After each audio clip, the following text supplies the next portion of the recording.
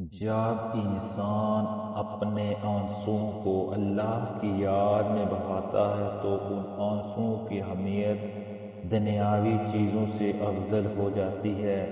اللہ کو یاد کرنے والا، اللہ کا ذکر کرنے والا، اللہ سے باتیں کرنے والا شخص ہی کامیابی کی راہ پر سوار ہوتا ہے۔ ہو سکتا ہے اسے اس دنیا میں کامیابی حاصل نہ ہو، کیونکہ یہ دنیا تو مومن کے لیے ایک قید خانہ ہے۔ ہماری اصل جگہ تو آخرت ہے، اور آخرت میں کامیابی پانا ہی اصل کامیابی ہے۔ تو اگر ہم اس دنیا میں کسی تکلیف سے گزر رہے ہیں تو اسے اللہ کی آزمائش سمجھ کر صبر کریں، اور اللہ کے اوپر اپنے بھروسے کو کبھی کم نہ ہونے دیں۔ انشاءاللہ سب کچھ اللہ کی مرضی سے اور بہترین ہوگا۔